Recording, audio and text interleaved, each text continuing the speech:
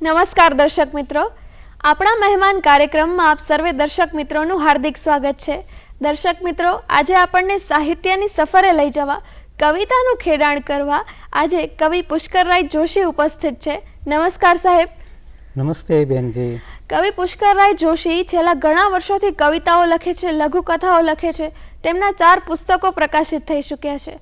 તેમનું સૌથી પહેલું પુસ્તક 1984ની સાલમાં પ્રકાશિત થયું હતું. કવિશ્રી, આપ સૌપ્રથમ અમને એ જણાવો કે તમારી જે લખવાની સફર હતી એની શરૂઆત કેવી રીતે થઈ? આમ તો હું નાનપણથી જ કવિતાઓ લખું છું, એટલે પ્રાથમિક શાળામાં હતો ત્યારથી જ. પ્રાથમિક શાળામાં હતો ત્યારે અમારે ત્યાં દોહા, છંદ એ બધું ગવાતું. એટલે અને પડોશમાં બધા રાસ રમતા હોય ત્યારે રાસ, ગરબા એ બધું ગવાતું. એટલે એમાંથી અમને પ્રેરણા મળતી કે કંઈક આવું કરવું જોઈએ એમ. એટલે કહેવાય ને કે લખતા હોઈએ ત્યારે કોઈ ઘટના ઘણીવાર અસર કરી જતી હોય કે કોઈ ઘટના ઉપરથી કંઈ લખાઈ જતું હોય, તો એવી રીતે કોઈ ઘટના બની ક્યારેય કે જેની તમારા લેખન ઉપર આજ સુધી અસર રહી હોય આટલા વર્ષો પછી પણ? એવી કોઈ ખાસ ઘટના તો બની નથી, પણ સામાન્ય રીતે હું લખતો ગયો અને લખાતું ગયું.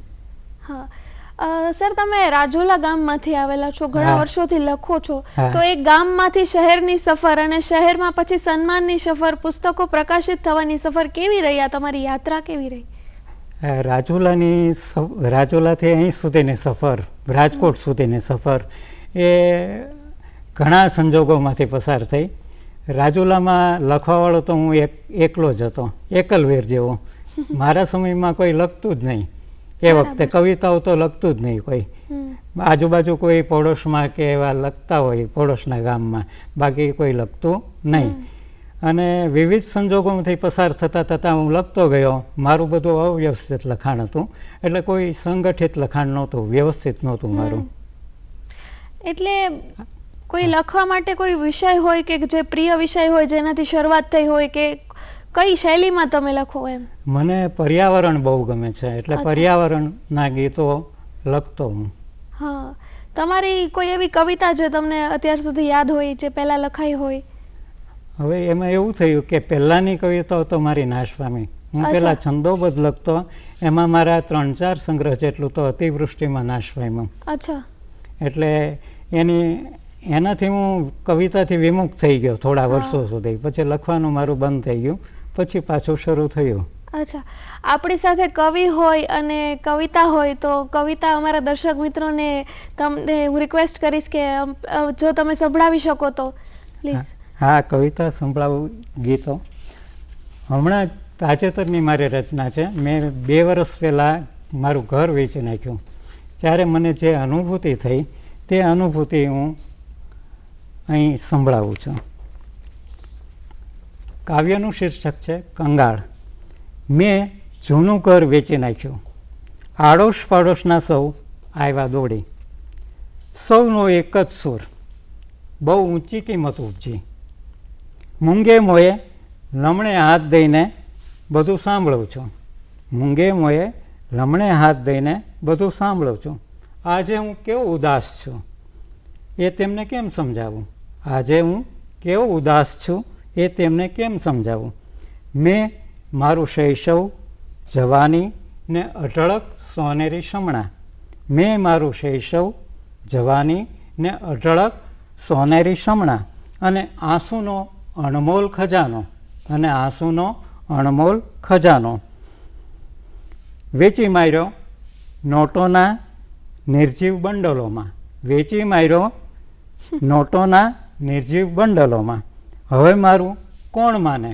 હવે મારું કોણ માને કે હું કેવો કંગાળ બની ગયો છું? હવે મારું કોણ માને કે હું કેવો કંગાળ બની ગયો છું?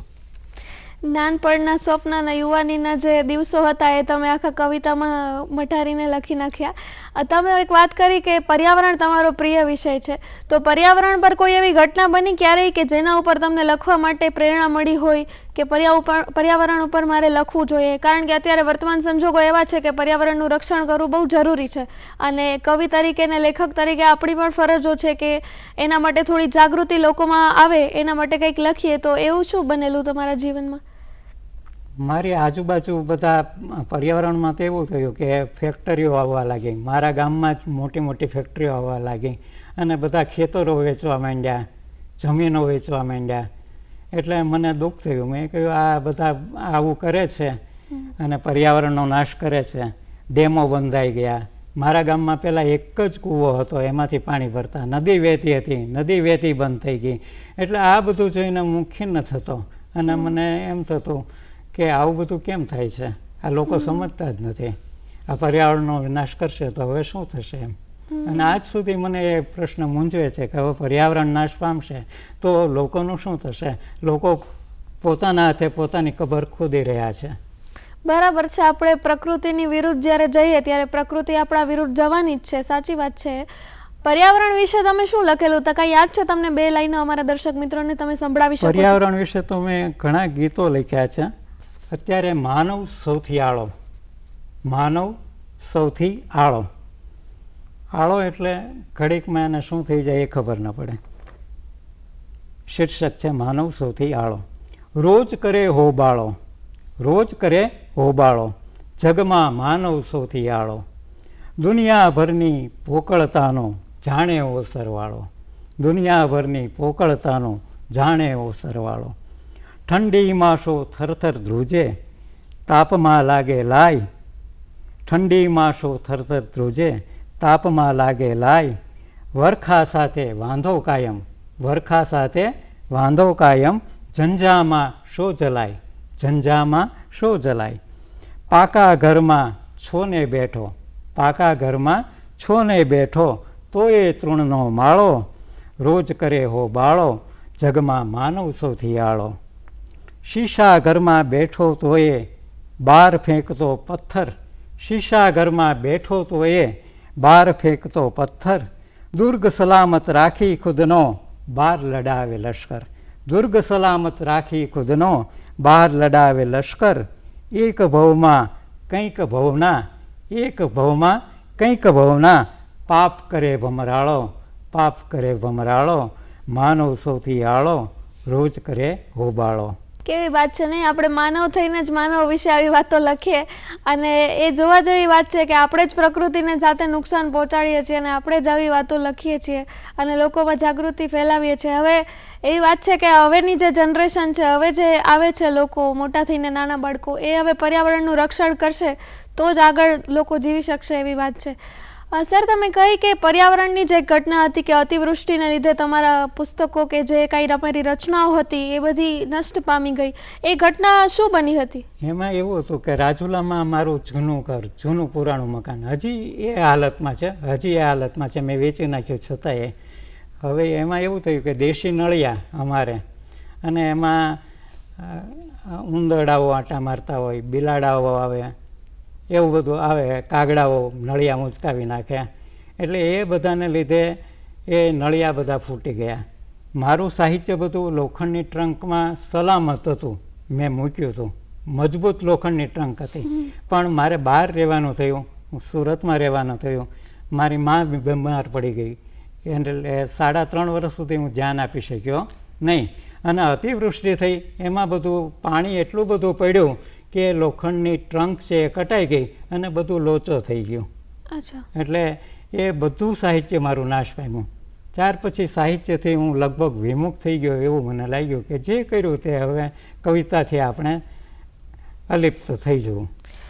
કવિતાઓ છે, તમે લઘુ વાર્તાઓ પણ લખો છો અને સૌથી પહેલું પુસ્તક તમારું લગભગ કવિતાઓનું જ પ્રકાશિત થયું છે. મારું પહેલું પુસ્તક તો સંશોધનનું પ્રકાશિત થયું, લોક સાહિત્યનું. જાફરાબાદના ખારવાના લગ્ન ગીતો, જાફરાબાદના ખારવાના લગ્ન ગીતો.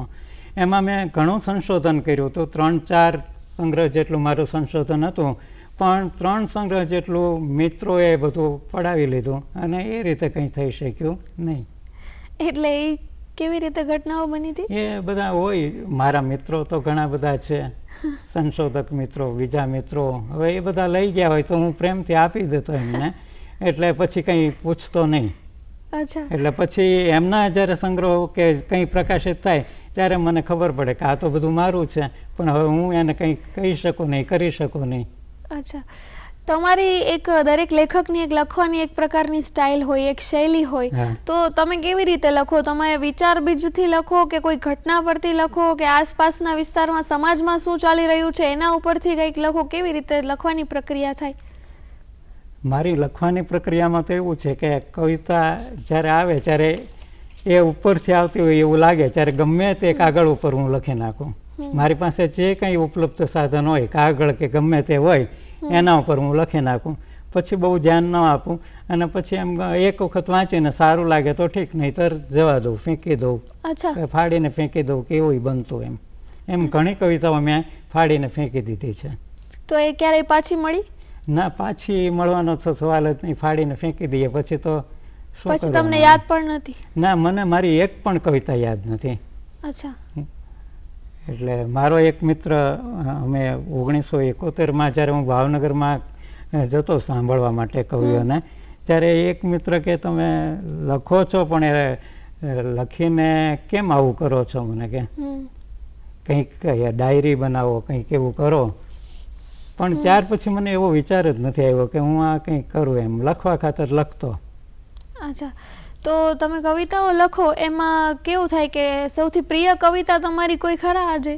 ના, કોઈ કવિતા પ્રિય નથી મને. હું લખી નાખું પછી નિર્મમ જેવો છું. એટલે કોઈ પણ કવિતા મારી પ્રિય કવિતા હોય એવું મને લાગતું નથી. લખાયા કરે છે, લખ્યા કરું છું. એટલે તમે તો એવું જ માનતા હશો ને કે જે સ્ફુરે એ કવિતા લખાય, લખાઈ ગયું. પછી લખાઈ ગયા પછી મને એવું લાગ્યું, કેટલાક મિત્રોએ કહ્યું કે ભાઈ તમારું બધું અવ્યવસ્થિત સામયિકોમાં ને એમાં બધું છે, અપ્રકાશિત કે પ્રકાશિત. હવે એ બધું તમે એક સંકલિત કરી એક સંગ્રહ બનાવો. એટલે હું રાજકોટમાં આવ્યા પછી મને મિત્રોએ એવો ખૂબ આગ્રહ કર્યો, પછી મેં પુસ્તક તૈયાર કર્યું. અચ્છા, તો સર આજે નવી પેઢી છે ઘણું લખી રહી છે. પહેલાંના સમયમાં માધ્યમો નહોતા, આજે માધ્યમો છે. લોકો સોશિયલ મીડિયાથી કે અન્ય કોઈ પણ માધ્યમો દ્વારા એક્સપ્રેસ કરે છે, અભિવ્યક્તિ કરે છે, લખે છે. ભલે સાચું લખતા હોય, ખોટું લખતા હોય, સારું નરસું લખતા હોય, એ તો અત્યારે કોઈ આપણા જજમેન્ટ આપણે નથી કરી શકતા. પણ એ જે લોકો લખે છે અને પહેલાં જે લોકો લખતા હતા એમાં કોઈ ફેર ખરા? તમે અત્યારની પેઢીની વાતો જે વાંચેલી હોય અને પહેલાંના કવિઓની વાતો વાંચેલી હોય એમાં? પહેલાં શું હતું કે આટલા બધા માધ્યમો નહોતા, એટલે પહેલાં લોકો એના પર બહુ ધ્યાન આપી શકતા, ખૂબ અભ્યાસ કરતા. પહેલાંના કવિઓ ખૂબ અભ્યાસ કરીને પછી લખતા. હવે અત્યારે એવું બન્યું છે કે હવે બધા પ્રસિદ્ધિની લાલચમાં કે લાલસામાં એ અભ્યાસ નથી કરતા, વાંચન નથી કરતા. મને અત્યારે એવું થાય છે કે મેં બહુ ઓછું આ મધ્યકાલીન સાહિત્ય મેં ઘણું વાંચ્યું, બીજું સાહિત્ય વાંચ્યું, ઘણા પુસ્તકો વાંચ્યા, પણ જે અધ્યયન કરવું જોઈએ એ અધ્યયન આજ સુધી હું કરી શક્યો નથી. કેમ કે આપણા મધ્યકાલીન સાહિત્ય વારસો એટલો બધો સમૃદ્ધ છે કે એની વાત પૂછવામાં. હજી હું જોઉં છું કે આપણે જોઈએ નરસિંહ જોઈએ, મીરા જોઈએ, અખો જોઈએ કે પ્રેમાનંદ જોઈએ, એ બધાને વાંચીએ ત્યારે મને એમ લાગે કે આજનું સાહિત્ય એની પાસે બહુ ઊણું ઉતરે છે. બરાબર. એટલે આપણે જોઈએ કે આજે લખવા બેસીએ ત્યારે શબ્દો ઘણીવાર નથી મળતા હોતા, તો એનો અર્થ એ જ ને કે વાંચન ઓછું થઈ ગયું છે આજની પેઢીનું. શબ્દો તો મળી રહે, પણ એના માટે શબ્દકોશનું અધ્યયન કરવું જોઈએ. જો કે મેં નથી કર્યું. મને તો જેટલા શબ્દો મળ્યા છે મારા વાતાવરણમાંથી એ શબ્દો જ મને યાદ છે કે કંઠસ્થ કર્યા છે. બાકી મેં શબ્દકોશનું મેં પણ અધ્યયન નથી કર્યું. અને મેં આ જાણ્યું આપણા બોટાદકર વિશે. બોટાદકરને તો આખો સંસ્કૃતનો શબ્દકોશ મોઢે હતો. મને તો એ જોઈને નવાઈ લાગે. મને તો હજી ગુજરાતી શબ્દકોશ, નાનો શબ્દકોશ એ મોઢે નથી. એટલે વર્તમાન સમયમાં જો લખતા હોય લેખકો, કવિઓ જે આજના સમયમાં, તો એ લખે ત્યારે કોઈ ક્ષતિ ન થાય, લેખનને ક્ષતિ ન થાય, સાહિત્યને ક્ષતિ ન થાય, તો એના માટે શું ધ્યાનમાં રાખવું જોઈએ? એના માટે વિદ્વાનોને એને બતાવવું જોઈએ, વિદ્વાનોનો પરામર્શ લેવો જોઈએ. હું એમ માનું છું કે આપણે જે કંઈ લખીએ તે વિદ્વાનોને બતાવવું જોઈએ. હવે હમણાં સુધી મને પણ સંગીતમાં ખબર નથી પડતી, એટલે સંગીતમાં હું એ સંગીતના જાણકાર વ્યક્તિ, મારા મિત્ર, એક કવિ મિત્ર દિલીપ જોશી, એને લયની સૂઝ સારી છે. એટલે હું એને બતાવું છું કે આમાં કંઈક ખામી હોય તો મને કહો, અને એ બહુ પ્રેમથી એ મને બતાવે છે. બરાબર. એટલે આટલા વર્ષોના અનુભવ પછી પણ તમે કોઈ એક્સપર્ટ પાસે કે કોઈ વિદ્વાનો હા પાસે હા જાઓ છો? બતાવવું પડે છે, કેમ કે હું લખીને આમને મૂકી દઉં છું. હું લખીને મારી કવિતા બીજી વખત વાંચતો નથી. મેં લખ્યું એટલે પૂરું થઈ ગયું.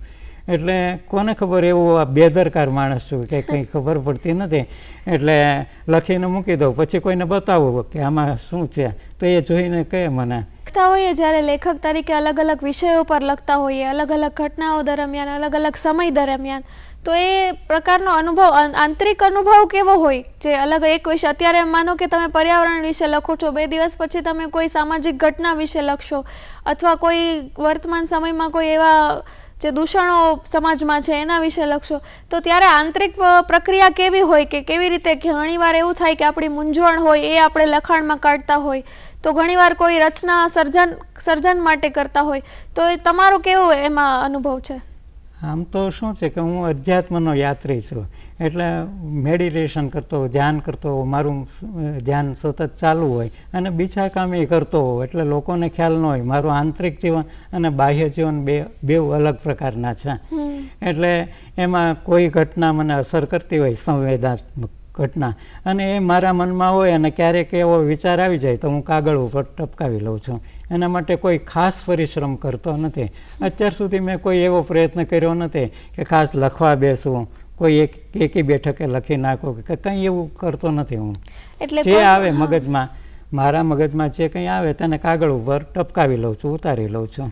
એટલે કોઈ પણ વિષય લઈને તમે લખવા નથી બેઠા ક્યારેય? ના, એવો કોઈ ચોક્કસ વિષય નહીં, જે મગજમાં આવ્યું એ લખી નાખો છો. અચ્છા, તો તમે કવિતાઓ સાથે ગીતો પણ લખો છો? હા, તો ગીતો લખવાની શરૂઆત કવિતાઓ સાથે જ થયેલી કે ઘણા વર્ષો પછી તમે શરૂ? ના, એ સાથે સાથે જ બધું ચાલે. હું કવિતામાં ગીતોય લખું છું, અછંદસ પણ લખું છું, એટલે મુક્ત પદ્ય પણ લખું છું, અને હમણાં નવા પ્રકારો જે આવે છે, મોનો ઇમેજ, એ મધુભાઈ કોઠારી મારા મિત્ર છે, એ તો એમાં પણ લખું છું, હાઈકુ લખું છું, તાનકાઓ લખું છું, એટલે બધા પ્રકારો મેં ખેડ્યા છે. બીજા પ્રકારો તો લોકો સમજે છે, પણ આ મોનો ઇમેજ ને તાનકા એટલે શું? હા, તાનકા એ જાપાની કાવ્ય પ્રકાર છે, જેમાં હાઈકુ 17 અક્ષર છે, એમાં 5-7-5-7-7 એવા પ્રકારનો આ તાનકા પ્રકાર છે, હાઈકુ પ્રકારનો છે. એટલે એમાં થોડી 2 પંક્તિઓ આપણને વધારે મળે. મોનો ઇમેજ એટલે? હા, એમાં પ્રકૃતિનું ચિત્રણ વધારે હોય તાનકામાં. મોનો ઇમેજ પણ એને જ કહેવાય? ના, મોનો ઇમેજ છે, ઇમેજ એટલે એક છાપ, બિંબ. આપણે જેને બિંબ કહીએ છીએ, એક બિંબ ઉપર કાવ્યો લખવાના તમારે.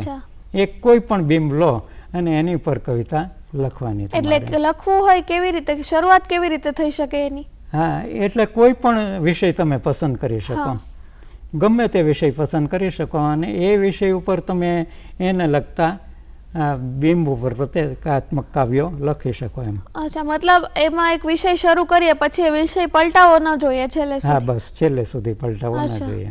હા, તો તમારું કોઈ ગીત હોય કે જે તમને પ્રિય હોય અને તમે અમારા દર્શક મિત્રોને સંભળાવવા માંગો? ગમે તે આમાંથી ગીત તો હું કહું. અત્યારે હવે એક ગીત છે, કચડાતા છે ગીતો, કચડાતા છે ગીતો, ઘોંઘાટોને કોલાહલોમાં, ઘોંઘાટોને કોલાહલમાં કચડાતા છે ગીતો, આંખે પાટા બાંધી બેઠી બહેરી મૂંગી ભીતો, આંખે પાટા બાંધી બેઠી બહેરી મૂંગી ભીતો, ઘોંઘાટોને કોલાહલમાં કચડાતા છે ગીતો. આખા જગમાં જ્યાં દેખો ત્યાં, આખા જગમાં જ્યાં દેખો ત્યાં છળ કપટના જાળા, આખા જગમાં જ્યાં દેખો ત્યાં છળ કપટના જાળા, એવું લાગે સૌએ દિલને માર્યા છે શું તાળા, એવું લાગે સૌએ દિલને માર્યા છે શું તાળા, થોડી આશ હજી છે તેમાં ચાંપો નહીં પલીતો, થોડી આશ હજી તો છે તેમાં ચાંપો નહીં પલીતો, ઘોંઘાટોને કોલાહલમાં કચડાતા છે ગીતો. મૃગચળ પાછળ દોડી દોડી, મૃગચળ પાછળ દોડી દોડી બેઠો માનવ હારણ, મૃગચળ પાછળ દોડી દોડી બેઠો માનવ હારણ, આંખો સામે તરવરતા છે તારણને સૌ કારણ, આંખો સામે તરવરતા છે તારણને સૌ કારણ, ટાંપી બેઠો કાળ બાજશો, ટાંપી બેઠો કાળ બાજશો ત્રાટકશે એવો ચિંતો, તાપી બેઠો કાળ બાદશો, ત્રાટકશે એવો ચિંતો, ઘોંઘાટોને કોલાહલમાં કચડાતા છે ગીતો. વાહ. સર, તમે જે આટલા 50-55 વર્ષોથી તમારી લેખનની યાત્રા રહી છે, તો આ પાછલા વર્ષોમાં નજર કરતા કોઈ એવી ખાસ યાદગાર ક્ષણ ખરા? હવે કોઈ યાદગાર ક્ષણ તો એવી નથી કે લેખન બાબતમાં હોય, બીજી બધી ઘણી બાબતો હોય, પણ લેખનમાં તો કંઈ એવું મને લાગતું તમે નથી. આટલા પુસ્તકો લખ્યા અને આટલી રચનાઓ લખી પછી તમને જે નાના ગામમાંથી મોટા શહેરમાં આવીને જે સન્માનો મળ્યા, ત્યારે કેવી અનુભૂતિ થઈ? મને માન કે સન્માનની કોઈ પરવા નથી. હું બસ લખ્યા કરું છું, લખવા ખાતર લખ્યા કરું છું. માન મળે તોય ઠીક, સન્માન મળે તોય, પણ એક ખરું કે મારું લખેલું એ લોકો સુધી પહોંચવું જોઈએ. મેઘાણીભાઈએ કહ્યું છે કે તમે લખો છો તો શા માટે લખો છો? જો તમે લખીને લોકો સુધી પહોંચતો ન હોય તો એ શું કામનું? બરાબર. હા, તો એનો કોઈ મતલબ જ નથી. અત્યારે જે આધુનિક કવિતાઓ હું ઘણી વખત વાંચું છું ત્યારે એનું પ્રત્યાયન નથી થતું. અત્યારે કવિતાથી સામાન્ય માણસો એ વિમુખ થઈ ગયા છે. એનું કારણ શું છે કે લોકો સમજતા નથી.